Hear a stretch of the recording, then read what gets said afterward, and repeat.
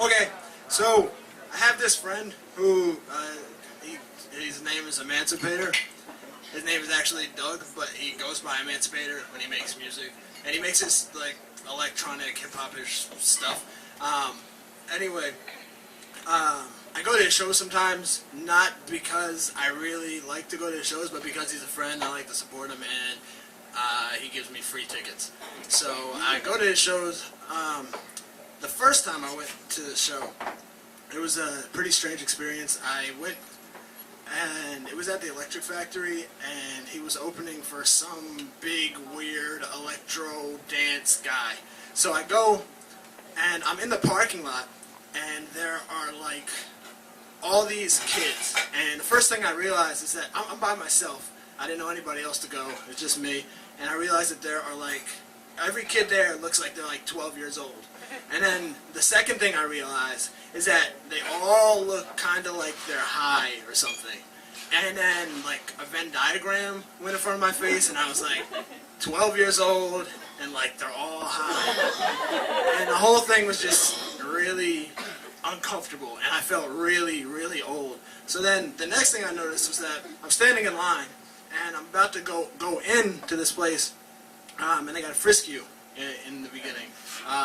And all these kids, they were getting all their stuff taken from them, and I wasn't really sure why at first, but then I realized that what they were taking was glow sticks, and all these kids had glow sticks, and they were hiding them in all these weird places, in their orifices and everything, and so they took all their glow sticks away. And the weird thing was that once I got inside, I realized that there were glow sticks everywhere, and I don't know where they hid them, but they got them in somehow. So I'm inside. By that point, I did meet somebody else that did come just to support this friend. So it's us. We're hanging out.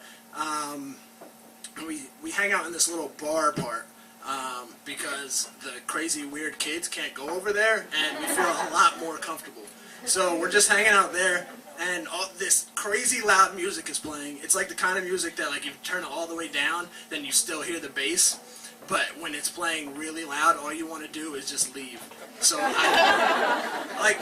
like, I mean, it's a friend. So we're sitting there and we're like, yeah, this is cool. This is whatever. And then, so I decide I want to go out and explore the area. Because it's this big place with a million of these crazy kids, and I've never been in this scene before. The friend that I'm with is like, no way, so she stays there.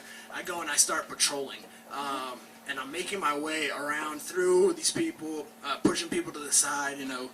And then there's this girl that's going the opposite way, so we're coming up against each other, and then she pulls something out of her pocket, and it looks like this compact, like a makeup compact, kind of, and she opens it up, and it has this white powder in it, and I'm just like, I don't know what that is, and I don't know you. And then she scoops up some of the powder in her hand, and she says, watch this. And then I'm just like, what? I don't know where I am, and I don't know what is happening. And she blows it into the air, and says, look at the lights. It sparkles. And I'm like, what the hell is that? And she says, it's sugar. And I guess I'm kind of starting to realize the kind of place that I'm at. And, yeah, so I feel totally out of my element, really, really old and confused. I make my way back to our little area where we're safe, and, you know, I dance a little.